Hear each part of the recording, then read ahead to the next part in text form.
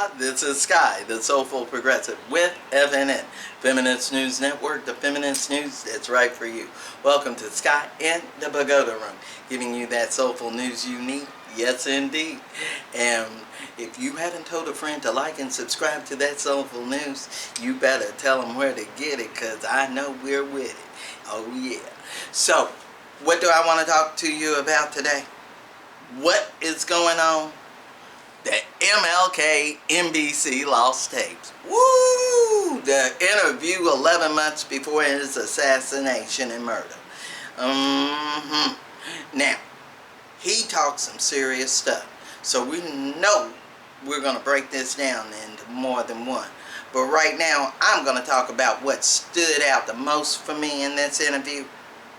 What is really going on? He explains it how it is in politics today. It's amazing that it was 1968, because I thought it was 2019, and I know that's right. So we're going to take a look at what he said, because he broke it down on how politics is being ran. Because some people say they for reparations, some people say they for racial equality, but what's happening? We got internment in prison camps for people just trying to come into the country. We got industrialized prisons and slave labor for Gap and Victoria's Secrets in our prisons. So you know why they're getting locked up. So they can make them their money. So you can buy $40 draws. Ugly. Now, we're going to take a look, because MLK breaks it down to the point to where it's still relevant today. You got to understand this. Let's take a look. All right. This, it seems to me, was the greatest expression of the hypocrisy of many of our citizens and many of the senators and congressmen of the North. But isn't that part of the dilemma now? He is telling that people knew that Negroes were being denied what was guaranteed to them by the Constitution, by the fact that they were citizens of this country. Then when they were given those rights, do you feel the white community said, well, we've given them all that we have, now it's up to them? Well, I think the dilemma is much deeper, and I think one during this period of transition has to be very honest with America. And honesty impels me to admit that America has broad racist elements still alive. Racism is still existing in American society in many areas of the society, North and South. And the other thing is that there has never been a single, solid, determined commitment of large segments of white America on the whole question of racial equality. I think we have to see that vacillation has always existed, ambivalence has always existed, and this to me is the so-called white backlash. It's merely a new name for an old phenomenon. I see the white backlash as a continuation of the same ambivalence and vacillation of white America on the whole question of racial justice that has existed since the founding of our nation. I think the other thing that we must see at this time is that many of the people who supported us in Selma, in Birmingham, were really outraged about the extremist behavior toward Negroes. But they were not at that moment, and they are not now, committed to genuine equality for Negroes. It's much easier to integrate a lunch counter than it is to guarantee an annual income, for instance, to get rid of poverty for Negroes and all poor people.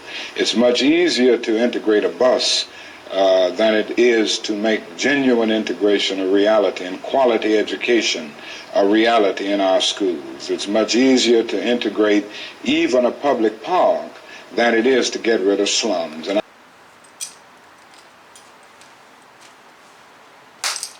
you know he was preaching the truth and telling it like it was. That's how MLK was. And you need to be listening because, like I said, it's relevant today, right now. Right now, it's going on. And let's take, for example, Bernie won't talk about reparation, but he wants to talk about making sure that everything's equal for everybody. So talking about making colleges free, he's including HBUs. MLK would like that. Because is Bernie one of those people that MLK was talking about, was into the movement, but when it came to giving full equality wasn't? I like to think Bernie was for giving full equality, or he wouldn't have Cornel West or Nina Turner in his pocket to help lead him toward making sure he adds the HBUs. When Medicaid for All comes along, make sure you add the rare disease for sickle cell.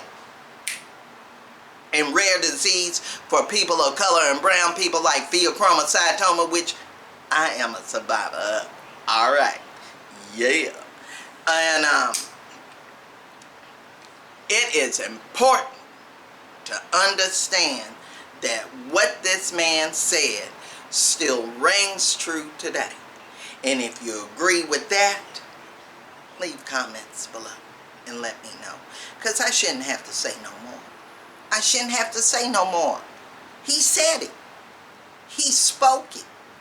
All you need to do is listen. And maybe like Paris and Hong Kong, get on it. They intersected for the Pride Parade. Now intersect on this. Because in this era of hate, you got to learn to participate. I know that's right. And if you want to leave comments or donate, contact me at FeministNewsN at gmail.com. Don't forget to like and subscribe to the YouTube channel and the Facebook page. And remember, I'm that Soulful Progressive on Twitter. And don't forget that rant of the day on Blogger. Alright. Now, new one coming up soon. So, remember, I'm that one-woman team. Yes, indeed. So if you care to donate, PayPal me at PayPal. Feminist News Network at PayPal me. Alright. I got it. Alright. Now, I'm giving it to you raw. I'm giving it to you straight. And I am putting it in its place. What? The truth. And you need to hear it, because just like they say, it repeats itself. It's happening now. MLK, what he's saying, so relevant. And it shouldn't have to hit you over the head like an old cartoon with an anvil. Okay? Get it. Mahalo. Peace.